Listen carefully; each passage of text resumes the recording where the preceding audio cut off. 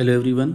आज हम करेंगे सीक्वेंस वाइज क्वेश्चन नंबर 88 जो कि 37th क्वेश्चन है from the sample paper CBSE 2024-25 topic relations and functions. चलिए इसको पढ़ते हैं पहले। An organisation conducted bike race under two different categories boys and girls in all there were 250 participants. Among all of them, finally, 3 from category 1 and 2 from category 2 were selected for the final race. Ravi forms 2 sets, capital B and capital G, with these participants for his college project. तो ये रवि ने एक B set बनाया है B1 B2 B3 का, और एक जी set बनाया है G1 G2 का। बी क्या है? बॉयज़, और जी क्या है? Girls. Ravi decided to explore these sets for various types of relations and functions. तो रवि इन दोनों सेट्स को यूज़ कर रहा है रिलेशंस एंड फंक्शंस के लिए। On the basis of the above information, answer the following questions. First part, Ravi wishes to form all the relations from B to G. How many such relations are possible? तो relation जो बना रहा है Ravi B to G, उसमें कितने members होंगे? तो formula क्या है? 2 raised to the power number of elements in their Cartesian product. जो बी क्रॉस जी के एलिमेंट्स होंगे 2 की पावर लगा के वो बन जाएंगे नंबर ऑफ रिलेशंस। इसको मैं फर्दर फॉर्मूले में ऐसे लिख सकता हूँ, number of elements in B into number of elements of G. 2 की पावर, पी के एलिमेंट कितने थे भाई? 3। जी सेट के अंदर कितने एलिमेंट हैं? 2। तो ये आ गया 2 raised to the power 6, मतलब 64 रिलेशंस बन पाएंगे बी से जी में। Second part, right the smallest equivalence relation on G. G के ऊपर हमने इक्विवेलेंस बनाना है स्मॉलेस्ट। तो स्मॉलेस्ट इक्विवेलेंस का मतलब क्या होता है भी? जो रिफ्लेक्सिव भी हो, सिमेट्रिक भी हो और ट्रांसिटिव भी हो, और कंडीशन क्या है? स्मॉलेस्ट ही बनाना है। तो मैं बोल सकता हूँ कि G1 एक तो ये रखना पड़ेगा ऑर्डर मेरे को, एक G2 ऑर्डर पेयर तो रखना ही पड़ेगा क्योंकि ये रिफ्लेक्सिव के लिए ज़रूरी है। और जैसे ही मैंने ये रखे और मेरे पास ऑप्शंस भी नहीं है, अब मैं चेक करूँगा क्या ये रिफ्लेक्सिव है? यस। सिमेट्रिक है? यस। ट्रांजिटिव है? यस। तो यही मेरा आंसर बनेगा, ये वाला। तो ये स्मॉलेस्ट रिलेशन है जो कि कैपिटल जी के ऊपर बना है, और नेचर वाइज क्या है? इक्विवेलेंस। चलिए आगे बढ़ते हैं। Ravi defines a relation from B to B as R1। ये रिलेशन बनाया रवि ने। Write the minimum order pairs to be added in R1 so that it becomes. पहला पार्ट क्या है? कह रहा है इस तरह से बनाओ रिफ्लेक्सिव हो और सिमेट्रिक ना हो। ठीक है भाई, तो समझिए इसको। रवि ने क्या बनाया है? ये बनाया है B1 B2 और B2 B1 से, और अभी ये जानना चाहता है कि भी इसमें कितने ऑर्डर पेयर्स और ऐड करें ताकि उसकी नेचर रिफ्लेक्सिव हो, सिमेट्रिक ना हो। तो मैं क्या करूँगा, देखिए रिफ्लेक्सिव अगर इसको बनाना है भी तो इसके अंदर ये वाले तो ऐड करने ही पड़ेंगे, B1 B1 B2 B2 और B3 B3। ये तो 3 ऐड करने पड़ेंगे रिफ्लेक्सिव बनाने के लिए। मगर अब उसकी डिमांड ये भी कि सिमेट्रिक नहीं होना चाहिए।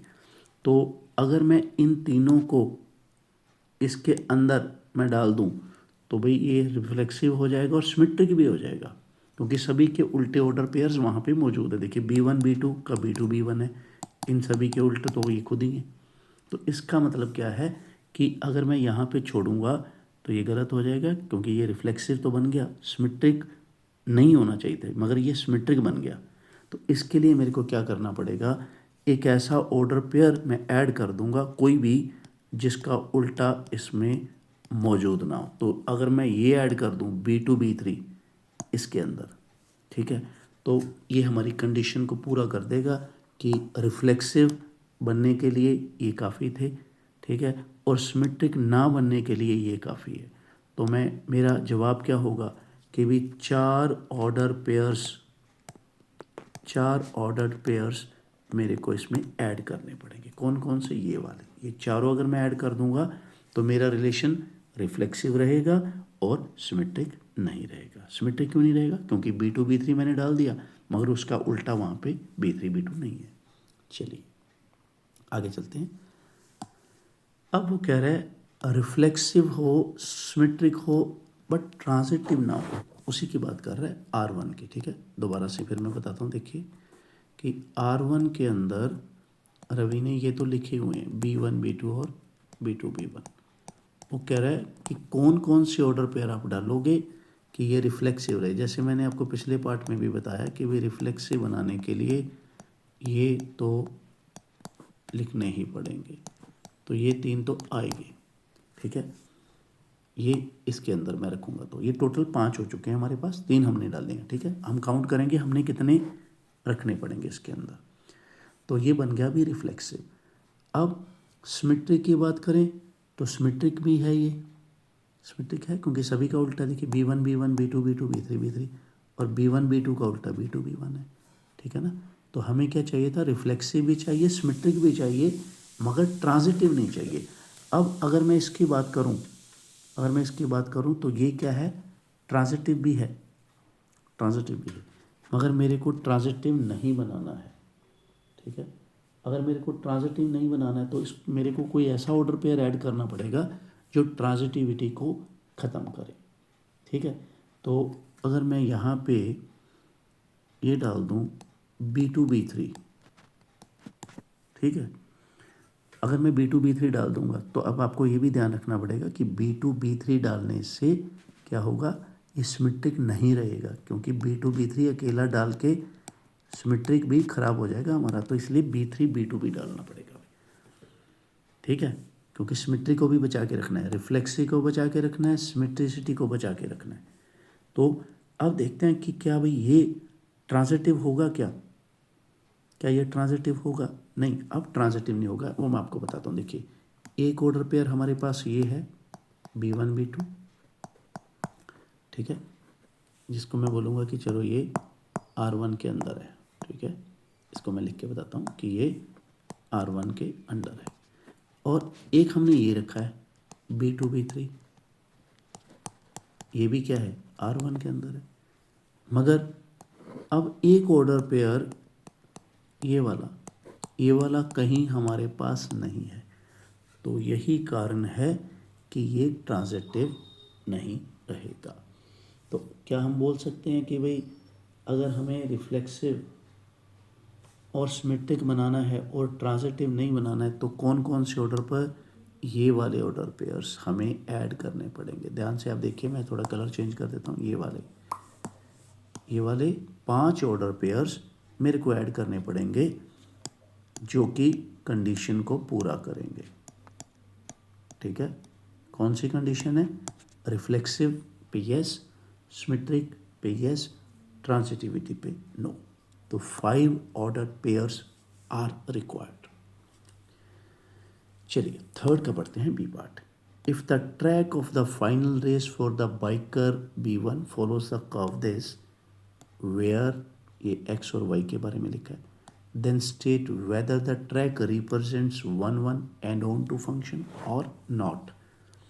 देखिए इसको कैसे करेंगे, इसको मैं थोड़ा आपको ज्योमेट्रिकल वे में बताता हूँ। देखिए एक्स के बारे में उसने बोला है कि ये है एक्स, यहाँ से यहाँ जा सकता है। वाई के बारे में भी बताया गया है कि वाई जो है यहाँ से यहाँ जा सकता है। हमारा फंक्शन ये था। ठीक है, इसको पहले मैं लिखता हूँ Y in terms of X, जिसको हम ऐसे भी बोल सकते हैं एफ ऑफ एक्स। ठीक है, ऐसे भी बोल सकते हैं, अभी सही है, इसको ऐसे भी लिखा जा सकता है। अब देखिए ये है एक्स की मैक्सिमम वैल्यू, अगर मैं इसमें डालूँ, देखिए एक्स की मैक्सिमम वैल्यू अगर इसमें मैं डालूँगा, थोड़ा सा क्लियर करने के लिए मैं लिख रहा हूँ, तो ये क्या आएगा 400 इंटू 2, तो ये क्या है वाई की मैक्सिमम वैल्यू ये आ रही है, ठीक है। एक्स की मैक्सिमम डाल के वाई की मैक्सिमम ये आ रही है, मिनिमम 0x की है और वाई की मिनिमम है। तो इन सभी बातों को अगर मैं ध्यान में रख के अगर मैं ग्राफ स्केच करूं, ठीक है, सुनिए ज़रा ध्यान से। पहली बात तो ये है कि ये जो हमें दी गई है कर्व, ये है अपवर्ड पैराबोला, मगर पूरा अपवर्ड पैराबोला हम नहीं बना सकते क्योंकि x और y की कुछ कुछ रेंज देके गया है। तो x क्या है, 0 से लेके 20√2। तो इसका मतलब अपवर्ड पैराबोला की पूरी आप ये वाली फिगर आप नहीं बना सकते, ध्यान रखना, ये नहीं बना सकते भाई, क्योंकि x आपको पॉजिटिव दिया है, तो आप इतना पार्ट ही बना सकते हो, ठीक है। इसमें क्या है, अगर मैं थोड़ा सा आपको दिखाऊं यहाँ पे, तो मैं ये बोल रहा हूँ कि x जो है मेरा मैक्सिमम कहाँ तक गया है, 20√2 तक, और उस टाइम हाइट क्या है मेरे ग्राफ की, वो है 200, ठीक है। एक बार फिर देख लेते हैं, यस परफेक्ट है। तो अपवर्ड पैराबोला हमने इतना ही बनाना था। अब समझते हैं कि क्या ये 1 1 है, तो ज्योमेट्रिकली क्या करेंगे, एक लाइन ड्रॉ करेंगे एक्स एक्सिस के पैरेलल। ये हमारे ग्राफ को एक ही पॉइंट पे कट कर रही है, ठीक है। तो इसका मतलब मैं जाऊंगा 1 1 की फेवर में कि भी मेरा फंक्शन तो 1 1 है इस ग्राफ के अनुसार। अब और देखिए, अब जैसे कि ऑन टू चेक करना है, तो ऑन टू के लिए थोड़ा इसको समझना पड़ेगा आपको अच्छी तरह से कि ये है रेंज 0 से लेके 200 तक, ठीक है, वाई की। तो अब मैं इसके पैरेलल जो है लाइनें ड्रॉ करूँगा, थोड़ा सा सुनना आप अच्छी तरह से, कि एक लाइन में थोड़ा सा कलर चेंज करना चाहता हूँ क्योंकि थोड़ा बेटर क्लैरिटी के लिए। चलिए, अब मैं इस रेंज के अंदर अंदर मैं लाइंस ड्रॉ करूँगा। ये देखिए, ये देखिए, एक लाइन ड्रॉ की एक्स एक्सिस के पैरेलल, ये भी मेरे ग्राफ को काट रही है, और लाइन ड्रॉ की, ये भी मेरे ग्राफ को काट रही है, ये भी मेरे ग्राफ को काट रही है। क्या कोई ऐसी लाइन है इस रेंज के अंदर जो मेरे ग्राफ को काट ही नहीं रही? नहीं भाई, सारी काट रही हैं। जितनी भी लाइंस हैं इस रेंज के अंदर, वो सारी की सारी मेरे ग्राफ को काट रही हैं, ठीक है। इसका मतलब मैं जाऊंगा ऑन टू की फेवर में। अगर कोई भी ऐसी लाइन होती जो कि एक्स एक्सिस के पैरेलल ड्रॉ करता मैं इस रेंज के अंदर, ठीक है, और वो बाहर निकल जाती, मेरे ग्राफ को ना इंटरसेक्ट करती, तब मैं बोलता कि ये नॉट ऑन टू है। मगर यहाँ पे सिचुएशन जो है ऐसी है कि हर एक लाइन जो एक्स एक्सिस के पैरेलल है विद इन दिस रेंज, वो मेरे ग्राफ को कहीं ना कहीं काट रही है। तो इसका मतलब, इसको अगर आप अच्छी तरह से समझें तो मैं ये कहना चाहता हूँ इन शॉर्ट कि कोडोमेन का कोई भी मेंबर ऐसा नहीं है जिसकी प्री इमेज नहीं है। कोडोमेन के हर एक मेंबर की प्री इमेज डोमेन में है, इसलिए ये जो फंक्शन है 100% क्या है, ऑन टू, ठीक है भाई। तो ये मैंने ग्राफ से आपको समझा दिया बढ़िया तरीके से कि इजीली कैसे हम 1 1 और ऑन टू को चेक कर सकते हैं। तो ये हमारा केस स्टडी यहीं पे ख़त्म होता है। अगर आपको मेरा समझाने का तरीका अच्छा लग रहा है, केस स्टडीज़ आपके प्रिपेयर हो रहे हैं, आप कॉन्फिडेंट फील कर रहे हैं केस स्टडी के मामले में, और आपको ज़्यादा अभी भाग दौड़ नहीं करनी पड़ रही कि कहाँ से केस स्टडी करें, एक ही जगह पे सारा केस स्टडीज़ मैंने इकट्ठा कर दिया है, ठीक है। तो अगर आप नए केस स्टडीज़ करने हैं तो दूसरी प्लेलिस्ट में चले जाइए जिसका लिंक एंड स्क्रीन में मिलेगा। अगर आपको एफर्ट्स अच्छे लग रहे हैं मेरे, तो ज़्यादा से ज़्यादा लाइक करें, शेयर करें, कमेंट करें और सब्सक्राइब करें। तो मिलते हैं नेक्स्ट केस स्टडी में जल्द ही, तब तक के लिए tata bye bye, take care.